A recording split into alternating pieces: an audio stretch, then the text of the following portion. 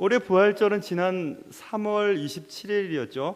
그리고 부활절이 지난 지 한 달이 조금 넘게 지났습니다.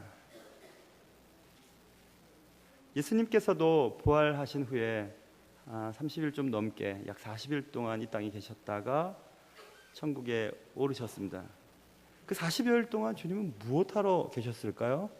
그리고 주님께서 무엇 때문에 제자들에게 나타나실 때마다 무엇인가를 주고 싶으셨던 것 같아요. 그래서 제자들에게 나타나셔서 제자들에게 처음으로 말씀하실 때마다 늘 말씀하셨던 단어가 있는데 그것은 평안을 주겠다는 말씀입니다. 오늘 본문에도 우리가 읽은 내용이 너에게 평강이 있을지어다, 또 21절도 평강이 있을지어다, 또 도마, 의심 많던 도마가 있을 때도 26절입니다. 읽진 않았지만 예수께서 오사 가운데 서서 이르시되 너희에게 평강이 있을지어다 이렇게 말씀하셨어요. 예수님께서는 제자들에게 무언가를 꼭 주고 가고 싶으셨어요. 그것은 제자들에게 있어야 할 것이었는데 그것은 평강이었어요. 평강. 예수님께서 그토록 주고 싶으셨던 평강은 과연 무엇을 말하는 것일까?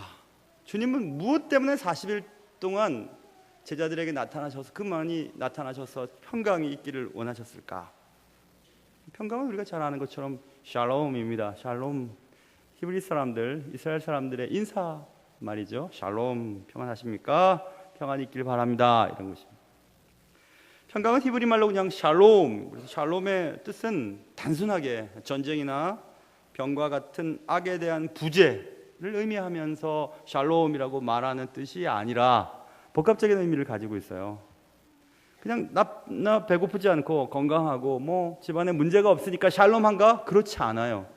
우리 그것만 갖고 살 수가 없어요. 돈 많고 배부르고 뭐 아프지 않고 그것만 갖고는 살 수 없는 존재가 인간이거든요.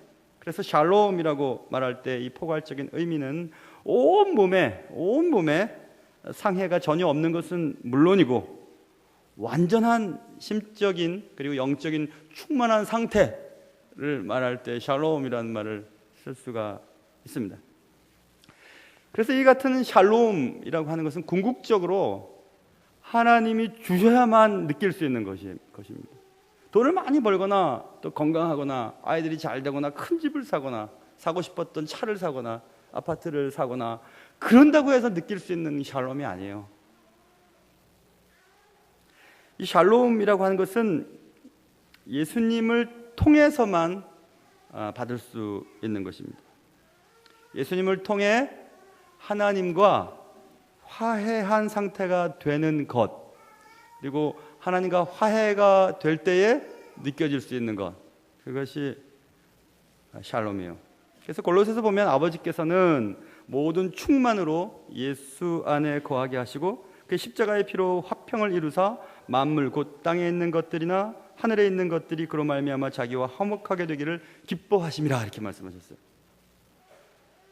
예수 안에 좋은 것들을 다 넣어주셨어요. 그래서 예수를 통해 그것을 얻게 되는 것. 그래서 예수를 통해 그것을 얻는 사람은 하나님과 화해하게 된다고 말씀하고 있습니다. 그래서 하나님과의 화해는 육적, 정신적, 사회적, 영적 모든 부분에 오케이 된 상태를 가져다 주게 되죠. 결국 샬롬은 하나님의 현존, 하나님의 함께하심, 우리의 삶 속에 함께하심으로부터 오는 결과임을 알 수가 있습니다. 그렇다면 왜 그 샬롬이 이렇게 중요한 것인가? 그거죠. 왜 주님께서는 제자들에게 나타나실 때마다 만나실 때마다 천국에 올라가시기 전에 그렇게 많이 샬롬, 샬롬, 평강이 있길 바란다, 평강이 있을지어다, 두려워하지 말고 의심하지 말고 평강을 가져라라고 말씀을 하셨을까요? 우리가 샬롬을 경험하게 되면 뭔가 변화가 일어나게 되는데 그것은 먼저 자기 자신의 내면 속에서부터 변화가 일어나게 돼요. 예수 그리스도를 통해 하나님의 충만한 것들을 공급받아 더 이상 원하는 것도 없고 더 이상 부족한 것도 없는 행복한 상태를 누리게 되는 그런 샬롬의 그 결과로 우리의 내면이 달라지게 되는데 이런 것입니다. 아침에 일어나서 거울을 보면 뭐 이렇게 생겼어? 라고 생각하는 분들이 대부분이시지 않겠나 싶어요. 제가 볼 땐 다 예쁘고 다 괜찮고 다 멋진데도 자기 자신에 대해서 다 불만이 있습니다. 아무리 멋지게 꾸미고 예쁘게 차려입어도 불만이죠. 모델이 입었을 때는 예쁜데 굳이 사서 입어보면 아니고예요. 그리고 그 차를 타고 다니면 좋을 것 같은데 타고 다녀 보았자 얼마 못 가죠. 좋은 집에 살아도 마찬가지고요. 아이들 장가 시집 보내도 마찬가지고, 그토록 원하는 것을 손에 넣어도 얼마 가지를 못한다는 것을 알 수 있죠. 그래서 우리는 우리 자신에 대해서 자신감이 결여가 되는 경우들이 많이 있습니다. 이런 일이 있었습니다. 안신년을 떠나기 전에 어떤 분이 저에게 말씀하셨어요. 어떤 분이 멀리서 우리 목사님, 저를 말하는 목사님 할 때 되게 멋있어 보였었대요. 근데 어느 날 가까이 앉아가지고 가만히 찬찬히 봤답니다. 눈도 보고 코도 보고 입도 보고 내린 결과 어느 하나 잘생긴 데가 없더라고. 그 얘기를 누군가에게 하고 또 누군가가 또 아주 저한테 전해 주었어요. 약간 잘생긴 데가 하나도 없다란 말은 못생겼다는 얘기거든요. 근데 그 말을 듣고 제가 상처를 입었을까요? 안 입었어요. 하나도 안 입었어요. 지금도 그분이 누군지 아직 잘 모릅니다. 거짓말 하려니까 좀 이상하네. 압니다. 아는데도 아무렇지도 않아요. 왜냐하면 하나님이 저를 만드셨으니까. 그래서 하나님이 제일 잘 만드셨으니까. 근데 좀 아내한테는 미안하더라고요. 근데 또 생각해 보니까 아내가 저한테 감사해야 될 것 같기도 해요. 왜냐하면 이렇게 생긴 남자 바깥에서 돌아다녀도 걱정이 안 되니까. 그래서 그것도 감사하죠. 여러분, 그런 자신감이 어디서 오는 것일까요? 찬찬히 담임 목사님 보았더니 잘생긴 데가 하나도 없다고 얘기를 하는데 그 말을 듣고 또 전혀 기분이 나쁘거나 막 때리고 싶고 꼬집고 싶지 않거든요. 너무 고맙죠. 찬찬히 봐주시고 또 사실이니까. 고개 끄덕하신 분들 제가 봤습니다. 그런 자신감이 어디서 오는 걸까요, 여러분? 무엇을 얻어서요? 누군가 여러분을 칭찬해 주어서요? 그리고 원했던 것들을 이루었기 때문에 자신감이 생기는 걸까요? 그래서 그것이 사라지면 금방 자신감이 없어지는 그런 경험들을 얼마나 많이 했습니까? 자기 자신에게 만족이 없죠. 그런데 예수가 우리의 마음 가운데 계시고 예수 안에 있는 하나님의 충만한 것들을 우리가 공급받는 순간 우리는 그때 무엇을 갖지 못해도, 무엇을 얻지 못해도, 원하는 것들을 얻지 못한다 해도 괜찮아요. 걱정이 없어요. 누가 나한테 뭐라고 해도, 다시 왜 그러냐고 말해도 괜찮아요. 사실이니까. 또 사실이 아닐지도 모르니까 고마워요. 자, 그래서 자기 자신에 대한 변화가 일어나게 되면 그 다음에 또 다른 문제가 생겼는데 그건 뭐냐면요, 자기 자신이 행복하고 부족함이 없고 충만하고 감사하고 자신감이 있으니까 다른 사람이 그렇게 못하는 것을 보고 강요하지 않습니다. 다른 사람에 대해 넉넉해져요. 원하던 일을 이루었기 때문도 아니고요, 갖고 싶었던 물건을 소유했기 때문도 아니고 그냥 내 안에 있는 충만함이 다른 사람을 용납하게 되는 거죠. 그래서 가정에 평화가 있는 거예요. 가정에 막 문제가 생기고 직장 동료들 간에 문제가 생기고 그것은 무엇 때문이 아니고 내 안에 평안이 없기 때문에 그래요. 내 안에 자신감이 없기 때문에 그래요. 그 상처를 받는 거예요. 누가 뭐라고 하면 그것 때문에 깊이 마음이 아픈 거죠. 남편, 아내, 며느리, 시부모님, 또 직장 동료, 상관의 문제가 아니고 내 문제예요. 내 안에 충만함이 없기 때문에 그래요. 그 충만함, 예수 그리스도로 말미암는 충만함이 없기 때문에 그런 거예요. 날마다 아침에 일어나면 거울아 왜 모양이냐 이런 얘기를 하는 거죠. 나이 들면 사진 찍기 싫고 그런 거죠. 자신감 없고 누군가 내게 뭐라고 얘기하면 그것 때문에 가슴 아파하는 일들이 계속해서 반복되는 것입니다.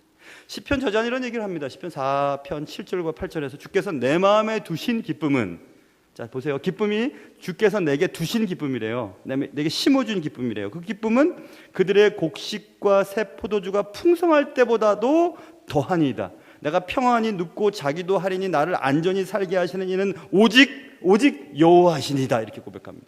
자, 보세요. 무슨 조건 때문에 기쁜가요? 조건 때문에 편안하게 잤나요? 아니에요.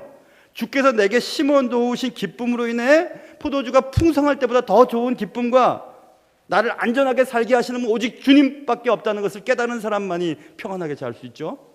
그런 거예요. 그렇기 때문에 다른 사람에 대해서 넉넉해지고 다른 사람들과의 관계가 좋아지기 시작해요. 자, 보세요. 내 안에 충만한 기쁨과 완전한 충만한 샬롬이 있죠. 내 곁에 있는 사람들과도 잘 지내고요. 내 곁에 있는 사람과 잘 지내는 공동체가 모여있을 때 사회가 살만한 사회가 되어가는 거죠.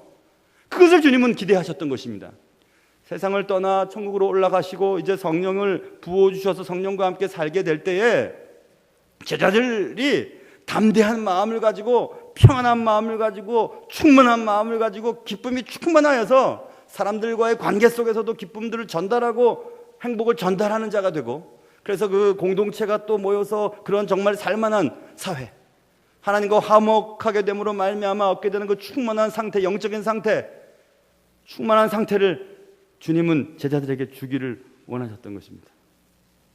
지금 이때입니다. 부활하신 후 40일이 지나기 전, 지금 이때 주님은 지금도 여러분과 저에게 돈이 필요하냐? 집이 필요하냐? 자녀가 필요하냐? 무엇이 필요하냐? 그거 줄게. 근데 그거 줘봤자, 받아봤자, 누려봤자 계속해서 행복할 수가 없어요. 예수로 말미암아 하나님과 완전하게 화해하고 예수 안에 있는 주님의 모든 것에 충만한 것들을 공급받지 않는다면 우리는 언제나 메마르고 갈증을 느끼며 살게 될 것입니다. 예수님께서 오늘 우리에게 그런 샬롬을 경험하게 되길 원하고 계세요. 더 이상 내가, 더 이상 남이, 더 이상 어떤 공동체가 나를 적대하거나 전쟁을 치르고 싶거나 다투거나 원망하거나 시기하지 아니하고 편안한 상태, 더 이상 원하는 것도 더 이상 부족한 것도 없는 충만한 상태, 그런 것들을 누리기를 원하시는 것입니다. 그래서 그런 사회에는 억압이나 욕심, 폭력 등이 사라진 사회가 되죠. 누구에게 강요하거나 누가 누구를 못한다고 얘기하거나 그렇게 얘기하지 않습니다. 그죠? 더불어 행복하게 지낼 수 있는 그런 것이 우리 인생들에게 필요하다는 것을 주님은 알고 계셨어요. 그래서 만날 때마다 평안을 내게 줄게, 두려워하지 말아라, 염려하지 말아라, 평안을 가져라, 이렇게 말씀을 하셨습니다. 자, 이제 그러면 그렇게 중요한 샬롬을 어떻게 해야 누리며 살 수 있을까, 어떻게 해야 누릴 수 있을까 하는 문제가 중요하죠. 우리는 이미 힌트를 얻을 수 있었습니다. 그것은 가장 먼저 해야 할 일은 예수님을 통해 하나님과 화해하는 것입니다. 하나님이 싫어하시는 일을, 싫어하는 말을, 싫어하는 생각을 하지 않는 거예요. 그리고 하나님 기뻐하는 말을, 기뻐하는 행동을, 기뻐하는 생각들을 갖는 것입니다. 하나님 기뻐하는 삶을 살아가는 것입니다. 모든 삶의 현장 속에서 하나님이 기뻐하는 대로 움직이는 겁니다. 그래서 하나님과 화해하면요, 예수님을 통해 하나님의 충만함을 주시게 되는 것입니다. 하나님은 이렇게 말씀하셨어요. 나는, 이사야서 45장, 빛도 짓고 어둠도 창조하며, 그거 다 알아요. 우리 빛과 어둠을 창조하셨다는 것. 그러나 나는 평안도 짓고 환난도 창조하나니 나는 여호와라. 이 모든 일을 행하는 자니라. 분명히 말씀하셨어요. 평안도 하나님이 창조하셨대요. 그리고 하나님이 창조하신 그 평안을 하나님의 백성들에게 주신답니다. 그래서 그 주시는 방법이 무엇이냐 하면 이사야서 9장 7절에 한 아기가 우리에게 낳고 한 아들을 우리에게 주신 바 되었는데 그의 어깨에는 정사를 메었고 그의 이름은 기묘자라, 모사라, 전능하신 하나님이라, 영존하시는 아버지라. 그 다음 들어보세요. 평강의 왕이라 할 것임이라. 이렇게 말씀합니다. 예수 그리스도께서 바로 평강의 왕이세요. 그 평강의 왕으로 오신 예수 그리스도를 믿는 것이 하나님과 화해하는 것이고, 하나님이 우리에게 기대하시는 모든 인생의 샬롬을 경험하게 되는 것입니다. 그렇기 때문에 참된 샬롬은 예수님 없이는 절대로 얻을 수 없는 거예요. 다시 얘기하면 예수 그리스도께서 이 땅에 나타나셨을 때, 탄생하셨을 때 천사들이 노래를 부르죠. 지극히 높은 곳에서는 하나님께 영광이요 땅에서는 하나님이 기뻐하시는 사람들 중에 평화로다 하니라 이렇게 말씀하셨습니다. 예수 그리스도의 나심이 이 땅에 평화를 가져다 주었다는 것입니다. 예수 그리스도를 잘 믿으면 사람들 간의 적대된 관계도 풀어져요. 내가 내 삶에 대해서 자신감이 없었던 문제들도 해결이 됩니다. 공동체가 화평하게 되어집니다. 그래서 에베소 6장 사도행전 10장에서 복음을, 예수 그리스도의 복음을 평안의 복음, 화평의 복음이라고 그 앞에 형사를 붙여놨어요. 복음이 무슨 복음이야? 평안케 하는 복음이야, 화평케 하는 복음이야, 행복을 가져다주는 복음이야 이렇게 말하고 있어요. 이사야서 57장 악인은 평온함을 얻지 못하고 그 물이 진흙과 더러운 것을 늘 솟구쳐내는 요동하는 바다와 같으니라. 내 하나님의 말씀에 악인에게는 평강이 없다 하셨느니라. 예수 없으면 내 안에 막 물이 움직이면 내 안에 찌꺼기들이 다시 솟구쳐 오르는 그런 인생을 살아갈 수밖에 없다고 말할 수 있습니다. 그래서 우리는 샬롬을 소유하기 위해서 우리가 해야 할 일은 딱 한 가지예요. 그것은 하나님이 우리에게 하신 일을 믿는 것입니다. 하나님이 우리에게 하신 일은 무엇이냐면 예수 그리스도 안에 하나님의 모든 충만한 것들을 넣어 예수를 믿으면 예수 안에 있는 모든 충만한 것들을 갖게 되는 그런 하나님이 하신 일을 말하는 것이에요. 그 예수 믿으면 변해요. 예수 믿으면 사람이 변해요. 예수 믿으면 사람의 삶에 기쁨이 생겨요. 예수 믿으면 아내가, 남편이, 그리고 주위 사람들이 좋아져요. 이뻐져요. 그 사람들의 말과 행동 때문에 내 마음에 원수 맺음이 있지 않아요. 더 이상 그들과 다투지 않아요. 우리 주 예수 그리스도로 말미암아 하나님과 화평을 누리자. 로마서 5장 1절에 써 있습니다. 자, 이제 진짜 중요한 얘기를 해야 될 차례가 되었어요. 그러면 나는 지금 샬롬을 경험하고 살아가는 사람인가 아닌가, 그거죠? 그게 중요하잖아요, 그죠? 제일 중요하죠. 자, 알 수 있는 방법이 있어요. 몇 가지만 말씀드릴게요. 난 지금 하나님 주시는 샬롬을 경험하며 살고 있을까? 체크리스트 첫째, 내 마음의 염려가 사라졌는가 있는가? 빌립보서 4장 아무것도 염려하지 말고 모든 일에 기도와 간구로 너희 구할 것을 감사함으로 하나님께 아뢰라. 그리하면 모든 지각에 뛰어난 하나님의 평강이 그리스도 예수 안에서 너희의 마음과 생각을 지키시리라 이렇게 말씀하셨어요. 그리스도 예수 안에서 우리의 마음과 생각을 지켜주셔서 두려움이 사라진다는 것입니다. 두려움이 없어요. 뭐가 두렵겠어요? 난 여전히 두려운데요. 평강을 누리지 못하고 있죠. 또 한 가지, 빌립보서 4장 12절 나는 비천에 처할 줄도 알고 풍부에 처할 줄도 알아 모든 일 곧 배부름과 배고픔과 풍부와 궁핍에도 처할 줄을 아는 일체의 비결을 배워노라. 내게 능력 주시는 자 안에서 내가 모든 것을 할 수 있느니라. 이 말씀 무슨 말씀이냐면 어떤 환경에서도 잘 견딜 수 있다는 것입니다. 나 이건 정말 견딜 수가 없어요. 이런 일이 내게 벌어졌죠. 내 가정에 벌어졌죠. 내가 이런 것을 겪어야만 하는 거죠. 그러나 견딜 수 있어요. 그게 있기 때문에 행복하고 없으니까 불행한 것이 아니에요. 내 안에 모든 것을 통치하시고 모든 것을 알고 계시고 모든 것의 주인이신 하나님이 필요한 때 필요한 방식으로 그것을 허락하신다는 것을 믿는 사람은 잘 견뎌낼 수 있기 때문에 그렇습니다. 하나 더 할까요? 하나는 요한복음 15장에 있는 말씀처럼 내가 너에게 이름은 내 기쁨이 너희 안에 있어 너희 기쁨을 충만하게 하려 함이라. 계속해서 말씀드리는 거예요. 여러분, 기쁨이 사라지지 않아요. 예수 믿으면, 예수 안에 있는 사람은, 예수님이 주신 기쁨을 누리는 사람은 무엇이 있기 때문에, 무엇이 충족됐기 때문에, 무엇을 얻었기 때문에 기쁘고, 무엇이 사라졌기 때문에, 무엇이 잃어버렸기 때문에 슬프지 않아요. 견딜 수 있어요. 자, 어떠세요, 여러분? 여러분 샬롬을 경험하고 계십니까? 예수님은 그걸 주고 싶으셨어요. 내가 없어도, 너희들이 원하는 방식대로 삶이 진행되지 않아도, 삶은 힘들어지고 계속해서 슬픔과 고통과 어려운 일들이 생겼어도 샬롬이 있기를 바란다. 네 마음에 평강이 있기를 바란다. 하나님 안에 있는 그 모든 충만한 것들이 너희 속에 있기를 바란다. 그것을 가져라. 그것을 얻어라. 그것을 소유하라고 주님이 말씀하고 있습니다. 그것을 주고 싶으셨어요. 주님은 그것만 있으면, 그것만 붙잡으면 견딜 수 있을 것을 주님이 믿으셨어요.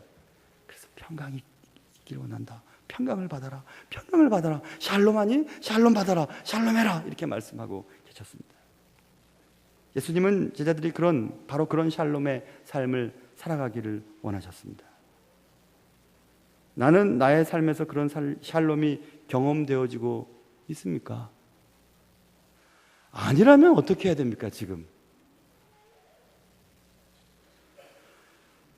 하나님이 그리고 예수 그리스도를 통해서 주고 싶으셨던 그 샬롬을 오늘 말씀을 통해 또 기도하는 것을 통해 또 성례를 통해 받으실 수 있는 그런 은혜가 여러분과 저에게 있기를 주님의 이름으로 축원합니다. 기도하겠습니다. 하나님 아버지, 무엇이 있으면 행복하고 행복해질 것 같고 그것을 소유하면 정말 기쁠 것 같아도 소유해 본들 또 누려본들 사라져버리는 것임을 우리는 깨닫고 다시 허무한 마음에 빠지고 내 안에 자신감이 없으므로 누가 한마디 하면 그것 때문에 너무 힘들고 그 사람 원수 맺고 도대체 풀지 않으려고 하는 이 엄청난 이중적인 모습들이 내 안에 있음을 고백합니다. 하나님, 우리에게 진정한 샬롬, 무엇이 있기 때문이 아니라 주님 한 분으로 얻을 수 있는, 누릴 수 있는, 경험할 수 있는 그 샬롬을 우리에게 허락하여 주시옵소서. 주의 은혜를 허락해 주시기를 원하며 예수님의 이름으로 기도합니다. 아멘.